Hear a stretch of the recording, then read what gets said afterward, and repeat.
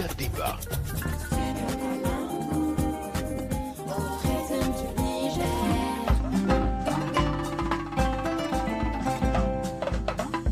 La parole est à présent à notre public, Lala Touré. Est-ce qu'il y a des questions et des réactions? Mokhtar, vous l'avez dit, nous voilà à la partie entretien avec le public sur le thème « Comment relever le défi de l'autosuffisance alimentaire dans les pays du Sahel ?» À titre de rappel, nous avons dans le public les étudiants de l'université d'Andiko Dankulodo de Maradi, les membres du conseil régional de la jeunesse de Maradi, les membres du mouvement Les Scouts du Niger, les collectifs régionaux des organisations de la société civile et des syndicats pour la sauvegarde de la patrie de Maradi. Ensemble, nous disons Maradi. Maradi, Maradi, je ne vous entends pas. Maradi, allez, Maradi, Maradi, Maradi. Et comme vous l'avez dit, il y a des questions, il y a aussi des contributions. Nous allons partir avec la première vague. Et le premier intervenant, c'est Danerto Abdou. Il est de l'OCS Kodae. Quand j'ai entendu M. Ousmane Abdou parler, j'étais vraiment content et j'étais rassuré. Puisque dans le temps, dès qu'on parle de l'insuffisance alimentaire au Niger, moi, ça me fait vraiment honte. Mais maintenant qu'il a parlé des aménagements, et qui parle des aménagements parle de culture de contre-saison. Et je sais que c'est le grand salut pour le Niger avec la culture de contre-saison. Mais j'ai deux petites questions à poser. Et la première à M. Ba et la deuxième à M. Noujangorzo. Dans les recherches, sera-t-il possible de nous trouver des semences que quand la pluie tombe et que nous semons, que ça résiste même si on prend un temps avant que la pluie tombe? Puisque le plus gros problème, nos meilleures semences sont brûlés ou sont partis à l'air parce que dès qu'on sème, la pluie tombe, on sème, on prend un temps sans la pluie, donc il faut reprendre. Et c'est les meilleures semences qu'on met en premier lieu. Est-ce qu'on peut trouver dans les recherches des semences où une fois la pluie tombée et qu'on sème, que ça reste? Et la deuxième question, c'est nous utilisons les mêmes champs pendant plus de 50 ans. Dans le temps, nous mettons les champs en jachère. Maintenant, la jachère est impossible. Pourquoi? Parce que dès qu'on fait une année, 2 années sans s'aimer, vraiment, vous voyez ce que ça fait avec la famille qu'on supporte. Maintenant, comment trouver un mécanisme pour que ces champs-là, pour les rehausser, pour que ces champs-là résistent, pour que ces champs-là soient utilisés chaque année, mais avec un système qui va les faire remonter, puisque la production, comme c'est qu'il a eu à dire tout à l'heure, disait que ce qu'on produit sur un hectare, est-ce qu'on ne peut pas trouver un mécanisme pour que ces mêmes hectares-là nous produisent beaucoup plus? Je vous remercie. Je m'appelle Loïs Sani, je suis enseignant, donc j'ai fait partie du mouvement de soutien pour les activités du CNSP au niveau régional. Quand on dit lutter contre l'insuffisance alimentaire, il s'agit de voir maintenant comment mettre la terre et l'eau en valeur pour produire beaucoup. Alors, si nous prenons le pays de l'AES, en majorité, l'agriculture se fait de 2 manières. Il y a la culture pluviale et la culture irriguée ou maraîchère, si vous voulez. Donc, pour la culture pluviale, le problème c'est quoi? C'est que nous sommes, le Sahel tout entier est soumis aux aléas climatiques. Maintenant, la deuxième partie, la culture irriguée. Et selon beaucoup de spécialistes, on a entendu sur beaucoup de médias, le Niger est l'un des pays les plus riches en eau souterraine. Pour preuve, quand vous prenez la région du Goulbi de Maradi, il suffit de creuser 5 mètres ou 2 mètres, vous avez de l'eau. Donc on peut faire du forage. Même ici, là où cette université est implantée, il suffit de creuser 20 mètres et vous avez de l'eau. Alors, pourquoi ne pas intensifier, n'est-ce pas, la culture irriguée, n'est-ce pas, pas au dépend de la culture pluviale, mais la revaloriser, sensibiliser les gens à accepter cela et nous allons voir ce que ça va donner. Merci, Monsieur Laoli Saini. Je rappelle que vous êtes enseignant. Nous en venons maintenant à Maître Houd Mahamadou, président du CRSP. Il y a 2 ans de cela, je me suis procuré un champ de 11 hectares que j'ai voulu mettre en valeur. Je ne savais pas comment. Il fallait pour un débit m'associer avec 2 de mes frères qui puissent m'aider. On injecte plus d'1 million dans le champ et à la fin on n'a rien. On n'a pas les 1 million, on n'a aucune production. Et on ne sait pas exactement à qui s'adresser pour y remédier. L'année qui suivait, j'ai vendu le champ. Je continue. Oui, j'ai vendu le champ parce que je me dis, si je continue comme ça, je ne pourrai pas atteindre l'objectif recherché, puisque je n'ai pas quelqu'un chez qui je vais me plaindre ou quelqu'un vers qui je vais demander comment m'assister pour valoriser ce que j'ai. Alors que si ça venait à être produit, ça pourrait être bénéfique à moi, à ma personne, et certainement à la communauté dans laquelle le champ est cultivé. Donc, pour parler, moi je mets surtout l'accent sur les institutions qui ont en charge cette question d'agriculture-là, cette question d'autosuffisance alimentaire, qu'elles se valorisent, qu'elles se mettent, qu'elles s'activent. On va donner la parole à présent à un étudiant pour une question. Maman Saradji. Quand on parle de l'autosuffisance alimentaire d'un pays, donc la question de la jeunesse doit intervenir.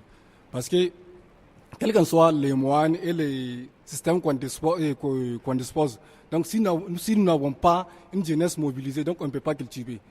Parce que si on prend l'exemple de la jeunesse d'aujourd'hui, malheureusement, la jeunesse d'aujourd'hui a été prise par une vie de luxe. Elle ne veut pas travailler. Il y a par exemple des étudiants donc, qui ne veulent pas cultiver. Parce que je sais que mon papa est un cultivateur. Mais parce que je suis un étudiant, donc je veux dire donc, moi, mon statut ne me permet pas donc, de cultiver. Je vais cesser la culture. Alors que ce n'est pas bon. Donc quand on veut atteindre l'autosuffisance alimentaire, on doit aussi réaliser les barrages de Kandaji. Donc la construction des barrages de Kandaji doit être réalisée. Et normalement, ces barrages doivent être réalisés dans les 4 côtés du Niger. On va aller à présent avec la première étudiante, Salima Sanilabo. Moi, c'est une question que j'ai. Face à la question d'inondation, que pensez-vous de la production agricole de ces 3 pays du Sahel, le Niger, le Mali et le Burkina, surtout sur la production du riz au Niger? Ok, on va prendre un autre étudiant, Ahmadou Seydou. J'ai une question à poser à Dr Ousmane Abdou sur le contenu de la grande irrigation. Comme nous n'avons pas eu la chance de voir le contenu de ce programme, et la grande irrigation, est-ce qu'elle sera utilisée par l'État? C'est-à-dire, c'est l'État qui va recruter des jeunes pour les mettre sur le terrain pour cultiver, pour qu'ils puissent avoir de l'emploi, ou bien on va irriguer les périmètres pour les partager à la population afin de l'utilisation. Donc c'est ça ma question. Voilà, c'était là la première série de questions qui seront répondues par nos invités sur le plateau. Marina Mokhtar. Oui, merci beaucoup Lala. Retour à présent dans ce studio avec Ousmane Abdou.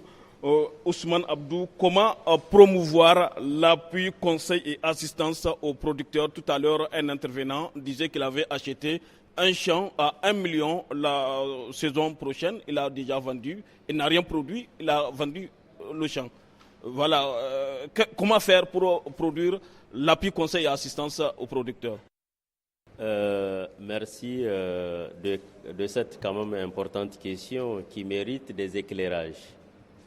Et là, je vais dans un premier temps aborder le système semencier qui a vécu et qui malheureusement a dégringolé au Niger. Voyez-vous, dans les années 70, avec l'appui de certains projets, il y a eu la création des centres semenciers. Et je crois que si nous prenons le cas de Maradi, on a pratiquement même un centre semencier qui est à Korongoussaou et on a donc un centre de CFJA donc, qui est à Kegel. Ces deux centres-là, c'est en réalité pour créer les conditions de production et de fourniture de semences de qualité. Et là, le schéma, c'était quoi? Quand l'INRAN, qui est l'Institut national de la recherche agronomique, crée une variété et que cette variété se révèle éprouvée en milieu paysan, donc elle transmet cette variété-là à la Direction générale de l'agriculture qui dispose donc d'une ferme semencière de base qui est localisée à Lossa dans la région de Tillabéri pour produire la semence de base qui est la G4.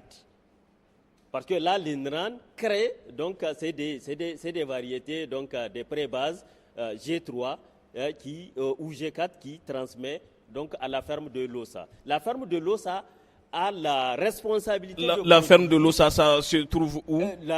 Comme je disais tantôt, c'est une ferme qui est localisée dans la région de Tillabéri, donc dans la commune de Kourfey. À l'ouest du pays. À l'ouest du pays. Donc, cette ferme a la responsabilité d'alimenter les 4 centres régionaux dont nous disposons.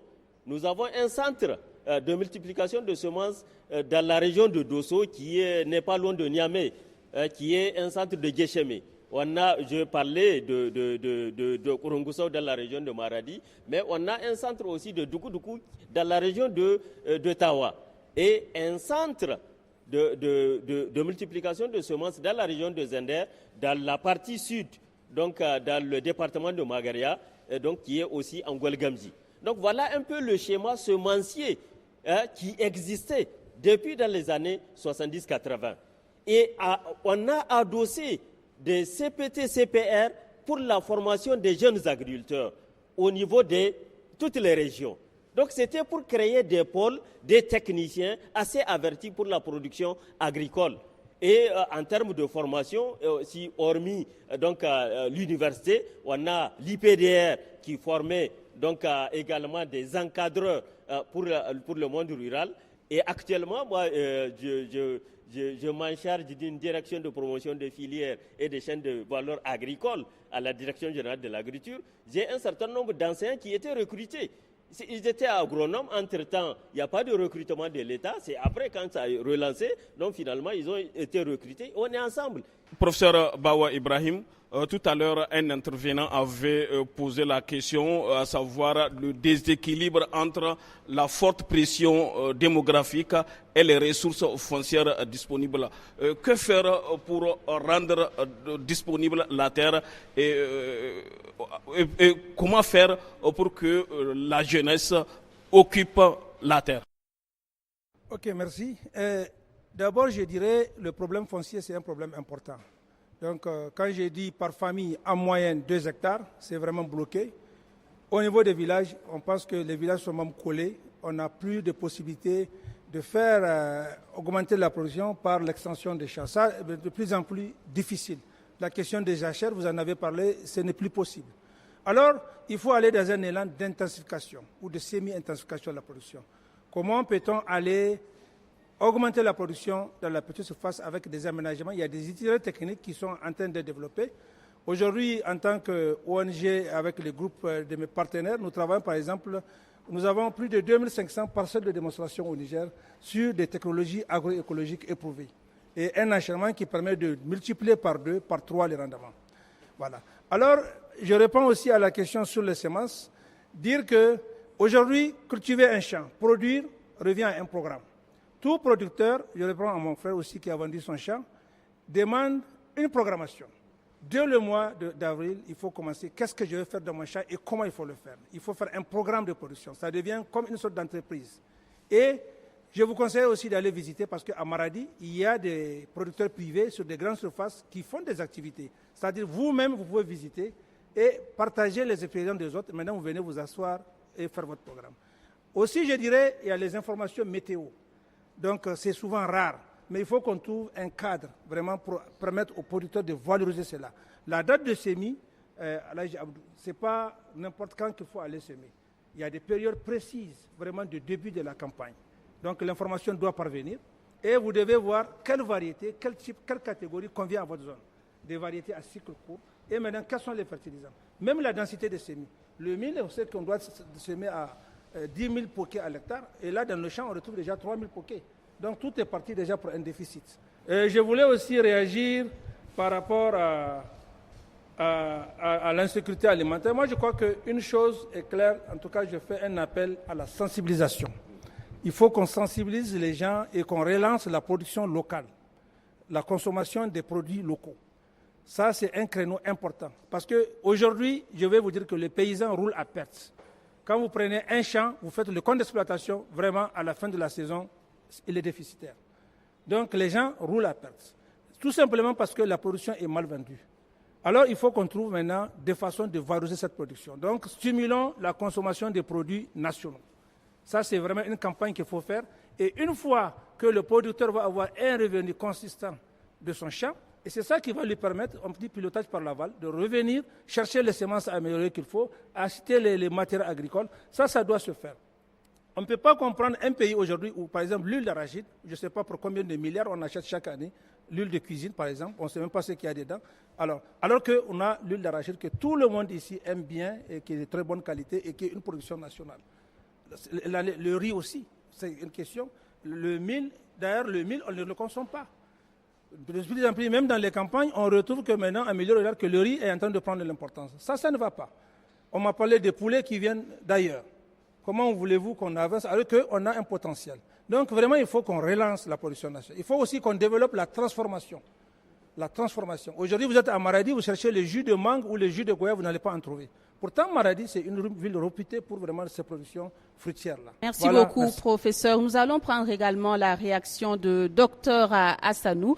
Il y a un intervenant qui a parlé de la richesse du Niger en eau souterraine et qui voulait savoir comment revaloriser cette richesse en eau souterraine-là. Oui, merci madame. Et effectivement, le Niger, c'est un pays qui est immensément riche en eau souterraine.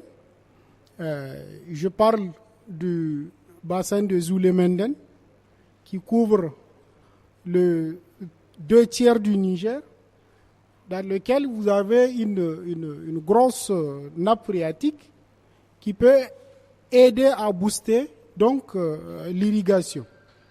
Mais je pense que aujourd'hui, certains urbains, par exemple les Niamiens, sont édifiés que le désert nigérien n'est pas quand même un désert stérile. Parce qu'il y a des foires, des produits irrigués de la région d'Agadez qui sont exposés en plein centre-ville de Niamey. Et un jour, j'étais à côté de quelqu'un qui m'a dit que mais comment on peut produire de la pomme de terre à Agadez? C'est lié donc à ce potentiel que le Niger a. Et donc, le seul problème que je vois, en fait, c'est le coût et les moyens pour mobiliser cette eau. C'est ça qui freine un peu. On est toujours confronté au problème de pauvreté, au problème de niveau d'instruction. Ouais. Donc, même aujourd'hui, si vous prenez la vallée de Goulbi-Maradi, le problème que le producteur rencontre, c'est les moyens qu'il faut mettre en œuvre pour mobiliser l'eau, les moyens d'exure de l'eau. Donc je pense que une fois que ce problème trouve une solution, tout à l'heure, notre collègue du ministère a parlé du gaz qu'on est en train de torcher sur le site de production pétrolière. Le gaz, c'est une alternative, c'est un carburant qu'on peut utiliser comme énergie pour mobiliser de l'eau. Il y a l'énergie solaire qui peut être aussi utilisée pour mobiliser cette eau. Je pense que ce problème, il faut qu'on arrive à un peu diminuer le coût de production de l'eau, le coût de l'énergie qu'on peut utiliser pour mobiliser l'eau. Et donc, en ce moment, on peut mobiliser cette ressource pour compenser donc, le problème de perte de production liée au système pluvial. Merci beaucoup au docteur Bill Hassanou. Docteur nous, Jean Gorzo, comment faire et que faire pour suffisamment impliquer la jeunesse de nos 3 pays, le Mali, le Niger et le Burkina Faso, dans le cadre de la recherche d'une réponse adéquate à l'autosuffisance alimentaire. Alors donc, merci. Alors, comment impliquer la jeunesse dans la recherche de la sécurité alimentaire? Il faut s'inspirer de ce que les autres ont fait. Vous savez, à la sortie de la Deuxième Guerre mondiale, l'Europe était en situation de famine. Alors, pour résoudre ce problème, ils ont inventé ce qu'ils appellent la politique agricole commune. Donc, ils se sont mis ensemble, ils ont créé la politique agricole. Et l'un des dispositifs de cette politique, c'est qu'on forme des ingénieurs en agriculture, pas des ingénieurs agronomes. Attention, c'est 2 choses différentes. Des ingénieurs en agriculture qui ont appris à cultiver la terre. Et maintenant, on les dote, on leur donne du financement à travers ce qu'on appelle la DJA, dotation jeunes agriculteurs. C'est des millions en francs CFA si on convertit. Sinon, c'est des milliers d'euros, ou des centaines de milliers d'euros qu'on donne à ces ingénieurs-là qui sortent pour aller s'installer en agriculteur dans les champs, dans des campagnes. Donc, comme ils ont étudié, ils connaissent la terre, ils connaissent le végétal, ils connaissent l'animal, ils connaissent tous les besoins de ces éléments-là pour produire, alors ils ont réussi à atteindre l'autosuffisance alimentaire en un rien de temps. Donc, on peut s'inspirer de ça pour former des ingénieurs en agriculture, au lieu de former des ingénieurs agronomes qui sont destinés à concevoir. Et on l'a dit tout à l'heure qu'on a conçu tellement de choses qu'on peut remplir cet amphithéâtre avec les documents de conception. Comment produire des semences qui s'adaptent à la sécheresse? Alors, il y a 2 voies. Une des voies, c'est comment produire des variétés qui vont échapper à la sécheresse. Là, la recherche a inventé des variétés à cycle court. C'est-à-dire on sème ça aujourd'hui, en 45 jours, c'est mûr donc avant que la sécheresse commence. Mais le problème que tu poses, c'est le problème de calendrier de culture. Les gens sèment à la première pluie. Or, malheureusement, entre la première pluie et la seconde pluie, il y a une grande sécheresse. Pour l'instant, il n'y a aucune variété qui supporte cette sécheresse-là, donc du coup, ça fane. Maintenant, la deuxième voie, c'est de trouver des variétés qui sont résistantes à la sécheresse, pas qui échappent à la sécheresse. Et pour ça, on utilise la technique de génétique moléculaire pour identifier les gènes responsables de la sécheresse et maintenant les introgresser dans des variétés qui sont adaptées au milieu local. Maintenant, la troisième question qui m'a été adressée, c'est la question de la fertilité des sols. C'est toujours Daneto qui l'a posé. Comment faire pour restaurer la fertilité de notre sol? Alors, il faut savoir que quand vous cultivez une plante, quand elle produit la biomasse, elle est composée de 4 éléments majeurs. Il y a le carbone provenant de l'atmosphère, il y a l'azote, le phosphore et le potassium, et puis il y a des oligo-éléments qui sont en trace. Alors, ces éléments-là, azote, phosphore, potassium, ils sont prélevés dans le sol. Alors, quand à chaque année, vous prélevez l'intégralité de la biomasse, vous amenez à la maison, vous mangez, vous donnez à vos animaux, et que vous ne restituez pas, alors c'est inéluctable que vos sols s'appauvrissent.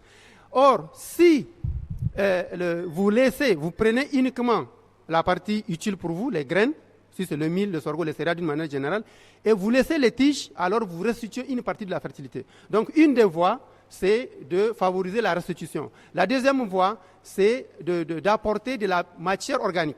Parce que c'est la matière organique qui permet de restituer la fertilité des sols. Et la troisième voie, c'est d'apporter des engrais chimiques, mais conditionnés par la présence de la matière organique dans le sol. Parce que quand vous apportez des engrais chimiques, c'est un sol faible en matière organique, alors ça va l'acidifier. Et même si vous avez des éléments minéraux dans votre sol, la plante ne peut pas les prélever parce que les conditions ne sont pas favorables pour leur utilisation. Merci beaucoup, docteur Jean Gorzo. Lala, vous avez la parole. Merci beaucoup, Mokhtar. Alors, nous allons partir pour la deuxième vague des questions. Nous allons prendre Haruna Abou-Saïd, étudiant. Je me réponds au nom de Haruna Abdoussani. Ma question, c'est comment résoudre les problèmes de l'autosuffisance alimentaire dans les pays de l'AES? Je réponds au nom de Alocène Rissa Moussa. Je suis membre du conseil de la jeunesse de la ville de Maradi. Donc, au Niger ou même dans le pays de l'AES, on constate une forte augmentation des taux démographiques. Puis, la terre qu'on utilise le du jour au lendemain. Donc, nous souhaitons des propositions ou des stratégies de la part de nos débatteurs pour qu'on puisse utiliser les hectares qui restent et aussi de nous permettre de maintenir notre autosuffisance alimentaire. C'est ça la question. Merci.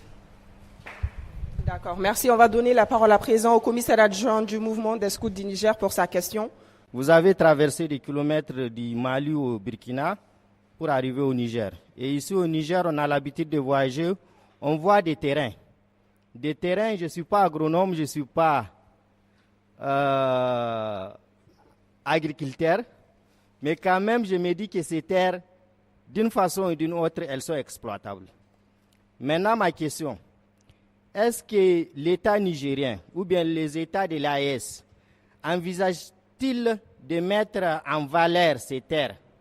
Puisque nous avons des forêts, nous avons des terres. Bon, je me dis, est-ce que nos trois États envisagent-ils de mettre en valeur ces terrains?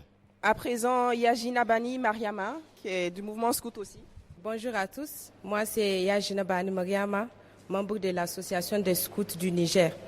Et bonjour chers conférenciers, merci vraiment pour ce panel qui a été vraiment très instructif pour nous. Et maintenant, moi, ce que j'aimerais qu'on parle là-dessus, c'est le fait qui est là et qu'on ne mentionne pas, c'est le fait que la jeunesse maintenant, on est toujours on se met en tête qu'à chaque fois quand on finit les études et autres, on attend à ce que l'État nous engage, l'État nous emploie. On attend seulement à être dans les bureaux climatisés, rouler dans les voitures de luxe.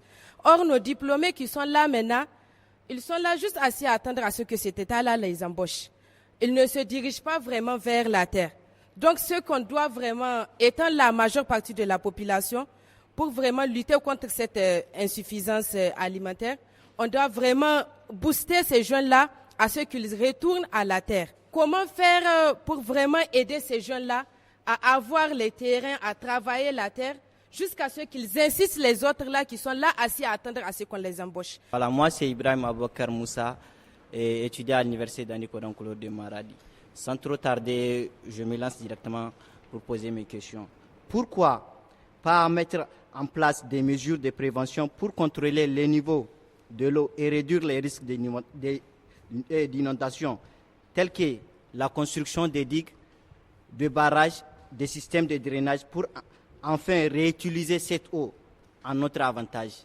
Voilà, Marina Mokhtar, la deuxième vague des questions. À vous, chers invités, pour les réponses. Merci beaucoup, Lala Touré. Ousmane Abdou, il y a tout à l'heure un intervenant qui a posé la question au sujet des stratégies à mettre en place pour relever les défis de l'autosuffisance alimentaire dans les trois pays du Sahel, que sont le Niger, le Mali et le Burkina Faso. Quoi que ce soit une question bateau, mais je crois que c'est ce qu'on avait discuté depuis ce matin. Mais dans le cas de l'AES, à mon avis, comme le professeur l'a dit, on peut aller faire la stratégie de l'approche bassin. La stratégie de l'approche bassin, qu'est-ce qui se passe? Par exemple, pour le cas du Niger, quelle est la céréale qui domine et qui donne bien? Et on peut engager, on donne mandat au Niger pour dire voilà, nous, c'est l'option qu'il faut aller donc dans le cadre de la production, au même titre que le Mali et le Burkina. Voilà un peu un aspect. Mais cela ne veut pas dire qu'on va laisser les autres cultures indépendamment donc de cette production. Et là, nous devons passer à l'intensification comme les uns et les autres en ont dit. Et je crois que dans le cadre du Niger, il y a un certain nombre de stratégies qui étaient développées pour un peu surmonter donc cette question d'insécurité alimentaire, indépendamment chaque année du programme de soutien qu'on élabore, donc pour soutenir les villages qui sont déficitaires. Par exemple, actuellement, l'État est en train d'aller vers la mise en place des maisons de paysans au niveau des communes. Là, c'est en fait une plateforme de services qui puisse permettre de disponibiliser donc tous les produits alimentaires et tous les matériels, tous les intrants possibles de façon donc à rendre beaucoup plus accessibles ces produits-là à l'utilisateur. Ça, c'est un aspect. L'autre aspect, on avait élaboré, c'est pourquoi à un moment donné, j'ai dit, on doit cesser d'écrire. On a élaboré une stratégie d'achat locaux d'aliments, parce que tout à l'heure, il y a vraiment un intervenant qui a parlé de bradage. Et là, et l'État devait aller vers installer donc des centres de commercialisation et directement alimenter les magasins de l'OPVN. Et ça permet de sécuriser le producteur par rapport au bradage. Et il y a aussi, avec l'appui de certains projets, donc des systèmes de warrantage qui sont mis en place et qui permettent au producteur d'amener sa production et de prendre au prix courant l'équivalent de sa production, mais qu'il la conserve jusqu'à 6 mois. S'il a l'argent, il rembourse et il prend sa récolte et il consomme. Ou bien, s'il n'est pas nécessiteux, il peut mettre sur le marché et moyennant donc un taux de stockage et de conservation qu'il donne à l'organisation. Donc, il y a eu des mécanismes qui ont été testés et qui sont en cours et qui peut-être l'information a manqué. Et là, c'est l'occasion d'appeler nos médias d'aller vers. Parce que je peux vous donner l'anecdote, peut-être certains l'ont vécu. On avait un nutritionniste qui vient au village pour la question de malnutrition. Et il commence, il y a des vieux, donc sous l'arbre à palabre, il prend un œuf et dit, voyez-vous, cet œuf-là, il dépasse une tia. Une tia, c'est une mesure de 1000. Mais à moins d'une minute, tous les vieux ont quitté. Ils ont dit que l'État commence à envoyer des personnes qui, apparemment, il y a problème. Comment on peut comparer un œuf à une mesure du 1000? En fait, alors que ça, c'est un problème de communication. C'est pour dire qu'en termes de valeur nutritionnelle, donc là, parce qu'on sait que le 1000, c'est beaucoup plus de glucides, alors que l'œuf, il a quand même un certain nombre de minéraux et qui puissent permettre de renforcer l'état nutritionnel d'un enfant ou en tout cas de celui qui consomme. Donc, voyez-vous, il y a un déficit d'information, un déficit de communication sur lequel je crois l'AES aussi doit mettre un pôle d'information à l'endroit donc de nos utilisateurs, des producteurs, de façon à permettre vraiment de mettre en œuvre toutes les technologies émises par la recherche, par les universités et même par les citoyens ordinaires. Voilà ce que je peux dire par rapport à certaines questions. Sauf si, merci beaucoup, Ousmane Abdou. Professeur Ibrahim Bawa, tout à l'heure, un intervenant a posé la question à savoir comment faire pour mettre en œuvre, pour mettre en valeur les terres agricoles jusque-là inexploitées. Merci encore. Je remercie toujours les organisateurs, en tout cas de cette conférence. C'est un cadre vraiment très intéressant de communication. Je pense que des débats que j'ai suivis, des questions, il y a une attitude que j'ai notée.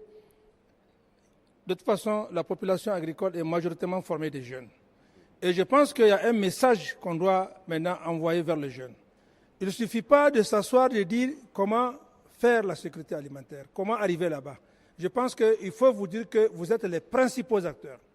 Le décor est en train d'être planté, mais il faut que vous parliez. J'apprécie beaucoup la question ou bien l'intervention de mademoiselle ou madame Nabani, qui a vraiment sur l'insistance pour que les jeunes s'impliquent. Tous ces programmes-là, c'est pour vous. Donc, il faut qu'on ait les jeunes qui soient à l'avant de toutes ces initiatives-là. Vous êtes formés, de toute façon, maintenant, vous êtes enseignant, vous pouvez produire quelque chose et diversifier. Vous êtes ingénieur agronome, vous devez au moins être dans la production. Même si vous trouvez un poste quelque part, il faut que vous soyez dans la production. Donc ça doit être un mouvement général, vraiment de soutien à la production et de la diversification de la production. Et quand vous êtes dans une zone, vous devenez un acteur important, vous devenez une sorte de miroir pour vos communautés. Et c'est comme ça vraiment que le message va se transmettre. Donc il est temps d'impliquer la jeunesse et de les réveiller et vraiment de les mettre sur la voie, vraiment d'entrer dans cette... J'ai vu au Burkina, par exemple, des jeunes qui ont des animaux, qui ont des bovins, ils font le lait, ils vendent la viande. Il y a des petites activités qui peuvent leur permettre d'avancer. Maintenant, deuxième chose, c'est le concept d'agroécologie. Il faut qu'on le mette en application à l'échelle nationale dans nos 3 pays. C'est un concept qui a des principes, la diversification de la production, la promotion en tout cas de tout ce qu'il y a comme technologie, sans pesticides et sans engrais. Et vraiment, donc c'est tout un concept qui permet de produire, d'avoir des espèces fruitières dans un champ, en même temps d'avoir des légumes, d'avoir beaucoup de... Alors vraiment pour équilibrer. Parce que le champ, la monoculture qui est actuellement en train d'être faite ne répond pas, c'est vraiment quelque chose qui n'est pas rentable en tant que tel. On a fait plusieurs comptes d'exploitation. Maintenant aussi, pour les jeunes, l'autre message, c'est le développement des activités d'agro-business, de fermes de ceci, de cela, de fermes intégrées, de plusieurs choses. Et maintenant aussi le business, essayer comment on peut amener des choses. Donc on a besoin d'appui pour vraiment les entreprises des jeunes, les entreprises privées, le business, pour que vraiment l'entrepreneuriat agricole soit effectif, surtout dans la transformation. Vous avez bien vu, le mil aujourd'hui, qu'est-ce qu'on peut faire du mil? Pas grand-chose. Alors qu'il y a des recettes et maintenant on peut les apporter, assurer l'alimentation des grandes villes. Donc là aussi c'est un créneau important qui mérite d'être appuyé. Comment amener 50% des produits transformés sur la base de la production agricole nigérienne ou de la zone de l'AES dans les villes. Donc là, au Burkina, par exemple, j'ai constaté que c'est assez élevé parce que vous ne pouvez pas faire une réunion, une pause café sans qu'il y ait des produits burkinabés 100%, que ce soit les jus, que ce soit les repas. Au Mali aussi, j'en ai vu. Au Niger aussi, on en fait, mais il faut qu'on intensifie cela, vraiment pour qu'on puisse faire la place aux jeunes dans l'entrepreneuriat agricole et surtout donner une issue pour valoriser nos productions agricoles. J'insiste toujours sur le pilotage par l'aval. Si on arrive à produire beaucoup, si on arrive à vendre, et bien, ce qu'on a des bénéfices, on retourne pour l'investissement. Maintenant, pour la question de la terre, il y a une production hors sol qui est possible. Il y a aussi des productions modernes, des petites serres qu'on peut acquérir sur des petits terrains. Et maintenant, par exemple, la tomate, vous pouvez avoir des rendements de 13 tonnes de tomates à l'hectare. Dans une serre, c'est bien possible. Donc, il faut qu'on s'avance aussi vers ces techniques de production avec le goutte à goutte. Alors, la location des terres est aussi nécessaire et possible. Donc, on peut voir aussi des entrepreneurs, des jeunes entrepreneurs qui peuvent se lancer dans ce genre d'activités-là. Voilà, Merci en tout cas, moi, beaucoup, le message, c'est surtout les jeunes, vraiment, c'est vous, les acteurs principaux, c'est vous la force principale. Et j'encourage d'ailleurs le studio Kalangu et la Fondation Hirondelle d'organiser d'ailleurs d'autres émissions autour des jeunes où certains qui ont des initiatives déjà prometteuses puissent venir donner des exemples aux autres. Merci beaucoup, professeur Bawa. Nous prenons à présent la réaction de Dr Assanou. Quel est votre avis concernant l'implication des jeunes dans l'agriculture, la production agricole, notamment l'accès aux terres? Merci. Je pense que jusqu'à aujourd'hui, le problème foncier est dominé par le système traditionnel où si vous prenez dans les villages à l'échelle de ménage, vous avez le chef de ménage qui détient toutes les terres. Les autres contribuent, que ce soit les enfants, les petits-enfants, tout le monde contribue aux travaux du même champ. Il n'y a que des rares cas où on voit, comme on le dit, je vais utiliser des termes en Hausa. Le grand champ familial, ça s'appelle Gandou. Et des fois, il y a quelques jeunes qui arrivent à accéder à ce qu'on appelle des gamana. C'est des lopins de terre qu'on donne à quelques jeunes ou femmes pour exploiter. C'est ce genre de modèle qu'on a. Superposé à cela, aujourd'hui, comme le professeur Bawa a souligné, vous avez le problème de microfoncier. Avec la croissance démographique qui est très forte au Sahel, vous savez que le Sahel, c'est quand même un hotspot démographique. La disponibilité de terres par actif s'amenuise de champ en champ. Une des réponses, c'est d'arriver à intensifier. Et donc, la réponse de l'accès aux jeunes sur ces terres se trouve au niveau de l'intensification. L'intensification, c'est quoi? C'est qu'il faut arriver à diversifier le système de production sur des petites unités. C'est comme ce que le professeur a dit. Si vous avez dans une famille où le père a un jardin de manguiers ou de goyaviers, lui, il s'intéresse à la production fruitière. Le jeune à côté peut mettre de ruches dans ses arbres. Lui, il va se spécialiser dans la production du miel. Dans le jardin, il peut mettre des bassins de production de poissons. Il va se spécialiser dans la pisciculture. C'est comme ça que vous arrivez à un peu à s'affranchir de la disponibilité de lait. La terre cultivable, elle est rare et elle s'amenuise de temps en temps. Et vous avez aussi de temps en temps des problèmes d'expropriation. Une fois que le chef de ménage voit qu'il ne s'en sort pas, c'est comme ce que le collègue vient de dire, hein, on n'arrive pas à produire suffisamment, on vend tout. Et on devient des ouvriers agricoles dans son propre terroir. Merci beaucoup, Voilà. docteur Bill. Nous allons donner la parole à docteur Nuhu Jangorzo qui va répondre à une préoccupation soulevée par un intervenant qui demande la question est de savoir comment prévenir les inondations au Sahel. Comment prévenir les inondations au Sahel? Alors, premièrement, il y a des modèles qu'on utilise aujourd'hui pour identifier les zones inondables. Donc, il y a des modèles à travers la cartographie. Oui, bon, c'est des modèles avec base cartographique, mais c'est des modèles de simulation mathématique. Donc, on peut savoir, par exemple, quelles sont les zones dans lesquelles on peut avoir des risques d'inondation. Donc, c'est des modèles de logique qui permettent de ça. Donc, une fois ces zones identifiées, alors, il faut éviter à ce que les gens construisent dans ces zones ou bien fassent de la production qui n'est pas adaptée à un surplus d'eau. Ça, c'est un. Deuxièmement, il faut faire des ouvrages de prévention, comme par exemple des digues. Vous avez vu Niamey, qui est au bord du fleuve. On a fait des digues de protection pour éviter à ce qu'une partie de la zone soit inondée. Donc, je pense qu'avec ces deux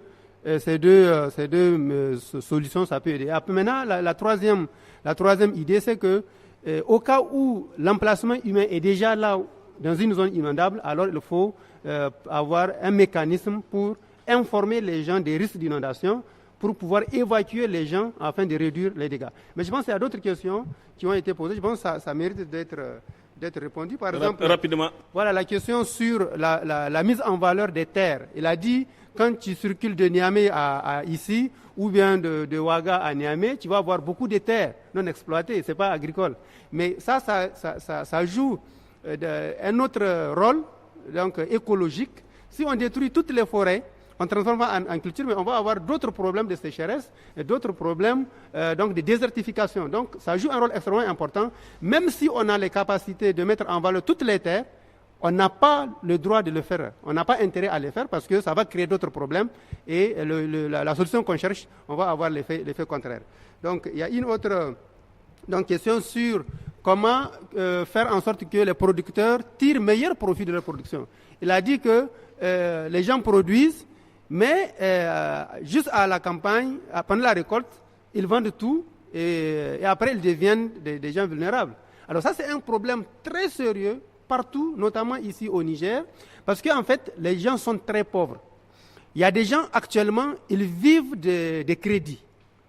C'est-à-dire, ils ont déjà mangé au moins 50% de leur production qu'ils n'ont pas encore produite. Donc, c'est tout à fait, ils n'ont pas d'autre choix que de brader cette production-là pour faire face à leurs pauvres besoins. Donc, la solution, c'est de faire en sorte que ces gens-là ne vivent pas exclusivement de l'agriculture. Parce que tant qu'ils vivent de l'agriculture, et vu les sols qui sont très pauvres, la production qui est très minime, alors ils ne pourront pas s'en sortir. Donc, il faut leur trouver d'autres moyens de subsistance pour ne pas dépendre exclusivement de l'agriculture. Merci beaucoup au docteur Nuhu Jangorzo. C'est la fin de ce forum qui a eu pour thème comment relever le défi de l'autosuffisance alimentaire dans les pays de l'Alliance des États du Sahel. C'est une coproduction des 3 médias de la Fondation Hirondelle, le studio Tamani du Mali, le studio Kalangou du Niger et le studio Yafa du Burkina Faso, réalisé à Maradi, la capitale économique du Niger. Marina Traoré du studio Yafa, nous avons eu l'immense honneur de recevoir d'illustres invités à Maradi. Effectivement, Mokhtar, nous avons reçu M. Ousmane Abdou, ingénieur agrométrologue au ministère de l'Agriculture. Était également sur ce plateau le professeur Ibrahim Bawa, enseignant-chercheur à l'université de Maradi.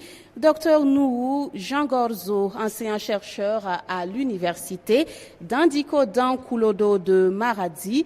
Et Dr Bila Hassanou, enseignant-chercheur à l'université d'Andiko Dankulodo de Maradi également. Merci à tous nos invités. Merci également au public, n'est-ce pas, Lala Touré? Mokhtar. Grand merci à ce chaleureux public qui, avec les échanges, ont vraiment fructifié ces débats. Je rappelle que nous étions avec les étudiants de l'université de Dandiko Dankolodo de Maradi, les membres du conseil régional de la jeunesse de Maradi, les membres du mouvement Les Scouts du Niger, les collectifs régionaux des organisations de la société civile et syndicats pour la sauvegarde de la patrie de Maradi. Applaudissez pour vous, s'il vous plaît. Lala Touré, merci également à toute l'équipe technique radio et vidéo du studio Kalangou qui a réalisé cette coproduction. Rendez-vous très prochainement.